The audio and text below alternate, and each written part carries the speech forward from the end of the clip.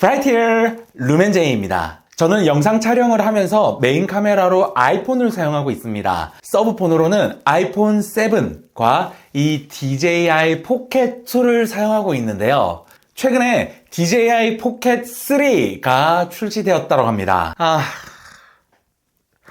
너무 갑작스럽게 나왔는데 더 충격적인 거는 DJI 포켓 3가 너무 좋게 나왔습니다. 그래서 이렇게 포기할 수 없어서 제가 약 6개월간 사용한 이 DJI 포켓 2의 장점과 단점을 간단하게 이야기하면서 DJI 포켓 2 사용하고 난 느낀 점을 한번 여러분들하고 이야기하는 시간 가져보도록 하겠습니다. 제가 너무 잘 써서 이대로 놓아주기가 너무 아깝습니다. 자, 그러면 가실까요?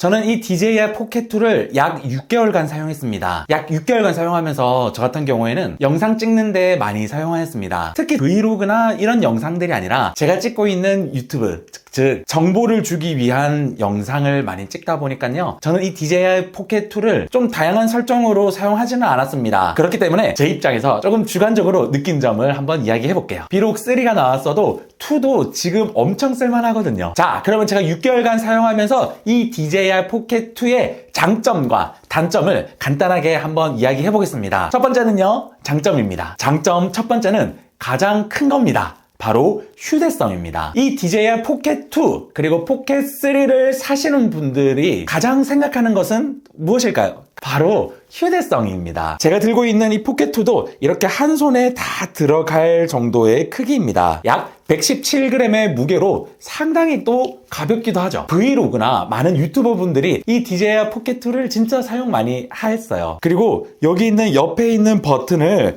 이렇게 간단하게 누르기만 한다면 바로 촬영할 수 있는 카메라로 이렇게 설정이 가능하게 되었었습니다. 그래서 옆에 있는 이 버튼을 통해서 사진과 영상을 바로 촬영할 수 있게 직관적으로 버튼이 배열되어 있었던 거, 이것이 진짜 좋았던 점입니다. 이렇게 버튼 하나로 동영상, 사진을 변경할 수 있고요. 그리고 빨간 버튼을 통해서 바로 촬영을 할 수 있는 것도 좋은 장점이죠. 사진은요 6400만 화소까지 촬영이 가능하고 영상은 4K 60프레임까지 촬영이 가능했습니다. 이렇게 직관적으로 킬 수 있는 거, 그리고 키자마자 바로 촬영도 할 수 있는 이 직관성이 저에게는 너무 큰 메리트였습니다. 그리고 제가 생각하는 장점 두 번째는 아까 말씀드렸지만요, 4K 60프레임까지 가능하다라는 겁니다. 사실 이렇게 작은 기기가 4K 60프레임까지 가능하다라는 거는 굉장히 놀라운 거거든요. 지금은 이런 작은 제품들도 4K 60프레임으로 촬영할 수 있는 것도 참 많지만요,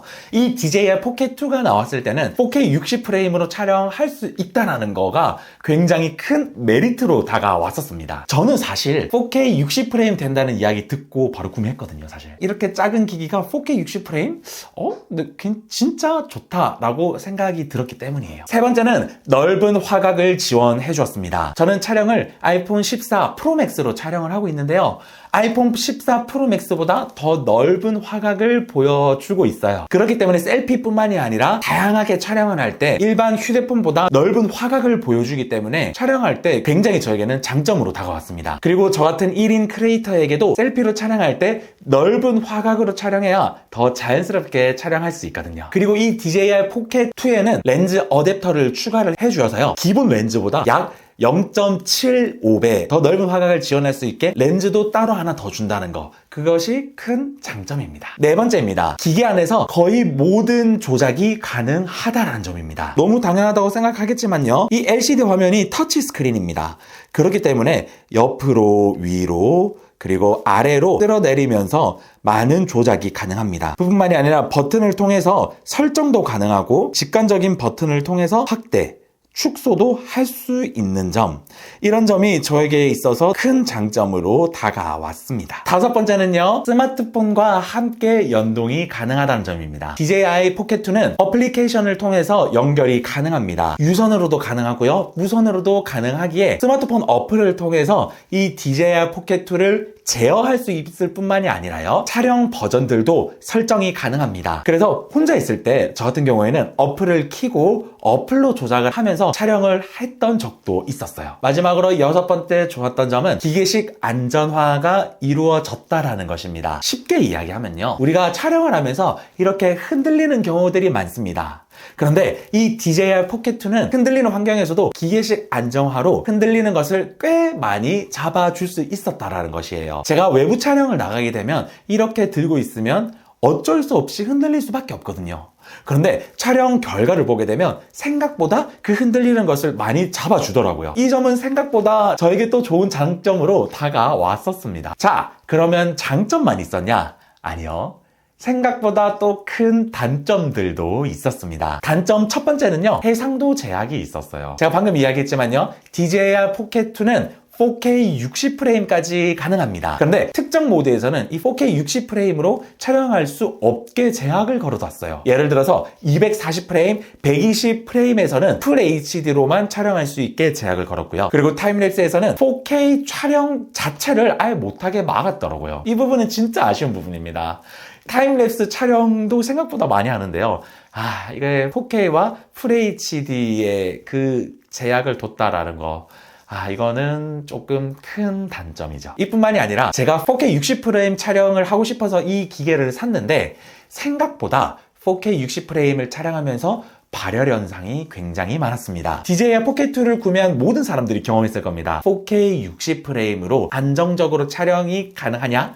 사실 그렇지 않습니다. 저 같은 경우에는 촬영을 하게 되면 약 30분에서 1시간 정도 촬영을 합니다. 그런데 한 30분 정도 촬영을 하게 되면 DJI 포켓2가 난로가 되어 있습니다. 그래서 심지어 촬영하다가 자기가 알아서 촬영 중단이 되었던 적도 사실 한두 번이 아니었습니다. 홈페이지에서는요, FH 기준으로 약 1시간에서 2시간 정도 촬영이 가능하다라고 이야기를 하는데 저는 사실 4K 60프레임으로만 촬영을 했거든요. 근데 제 체감상 안정적으로 촬영할 수 있는 것은 약 20분에서 30분 정도밖에 되지 않은 점, 저에게 있어서 진짜 큰 단점 중 하나였습니다. 그리고 장점이자 단점으로 다가오는 것이 있었는데 바로 버튼 관련된 거였어요. 제가 방금 버튼이 직관적이라서 좋다라고 했는데 제가 이 버튼들을 몇 개월간 써보니까 장점에서 단점으로 다가왔어요. 왜냐면요, 제 엄지손가락을 보세요. 이따시만하게 굵어서 터치스크린을 제가 조작을 하면서 터치스크린이 너무 작다 보니까 조작하는 게 너무 힘들었어요.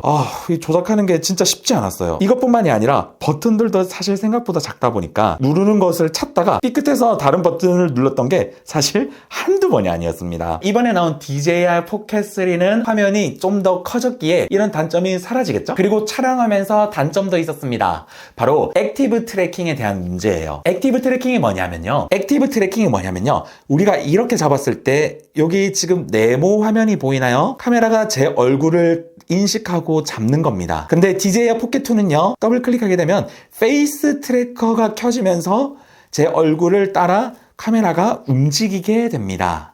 이것이 바로 액티브 트래킹인데요, 문제는 이 액티브 트래킹을 처음에는 이렇게 잘 잡아주다가 생각보다 얼굴을 잡다가 다른 곳으로 휙휙휙 돌아가는 경우들이 한두 번이 아니었습니다. DJI에서는 이것을 인식해서 펌웨어를 굉장히 많이 해줬어요. 그래서 저도 펌웨어를 많이 하고 업데이트를 했지만요, 생각보다 고쳐지지 않더라고요. 유튜브를 하시는 분들, 촬영을 하시는 분들은 알겠지만요, 이렇게 촬영을 하다가 휙휙휙 돌아가는 거는 굉장히 큰 겁니다. 저도 카메라가 굉장히 자주 돌아가서 촬영을 다시 시작했던 적이 사실 한두 번이 아니었습니다. 그리고 또 장점이자 단점이 하나 더 있습니다. 바로 전원 버튼에 관련된 부분인데요, 평소에는요 이렇게 케이스를 끼고 다닙니다. 그런데 케이스를 이렇게 끼고 다니다 보면 물론 이렇게 잘 놓고 다니는 경우도 분명히 있지만요, 바쁘다 보면 또 이렇게 전원 버튼이 나오게 넣는 경우도 있더라고요. 그런데 제가 주머니에 넣다 보면 이 버튼이 생각보다 잘 눌려지게 되더라고요. 그래서 이 버튼이 한 번만 누르게 되면 전원이 켜져요. 그래서 촬영을 하지 않는데 주머니에 만져보니 어느 순간 뜨끈하게 발열이 되어 있을 때가 한두 번이 아니었습니다. 이런 부분도 단점인 것 같아요. 그리고 최근에 알았던 마지막 단점, 방수가 안 됩니다. 저는 실내 촬영을 되게 많이 하기 때문에요. 사실 잘 몰랐습니다.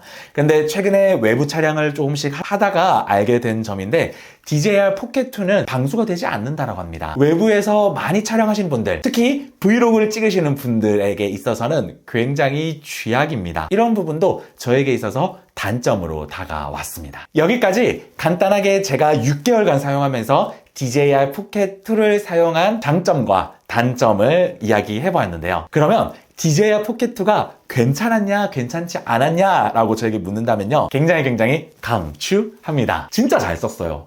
저는 이 DJI 포켓2가 아까 처음 얘기했던 휴대성이 저에게 있어서 엄청난 큰 메리트로 다가왔습니다. 촬영하고 싶을 때 빨리 꺼내서 촬영을 하고 그리고 촬영이 끝나면 또 정리를 하는 이 기동성에 있어서 저에게 있어서 너무 좋은 기계였다라고 이야기할 수 있을 것 같습니다. 물론 4K 60프레임으로 촬영하는 저에게 있어서는 배터리가 굉장히 짧았다라는 단점도 크게 와닿아. DJI 포켓 3가 나온 이 시점에서 사실 가격 차이가 크게 나지 않습니다. 그래도 가격 차이 때문에 조금 사시기에 머뭇거리시는 분들, DJI 포켓 2는 괜찮을까? 라고 고민하시는 분들 고민 안 하셔도 될 것 같습니다. DJI 포켓2 강추하니까요. 주머니 사정이 조금 힘드신 분들은 DJI 포켓2도 구매하시는 걸 고려해 보시기 바랍니다.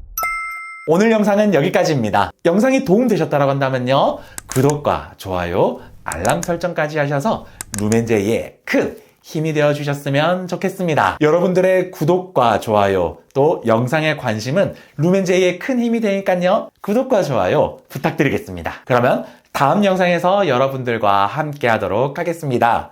그러면 다음 이 시간까지 안녕. 지금 유튜브에서는 포켓3 지금 난리 났거든요.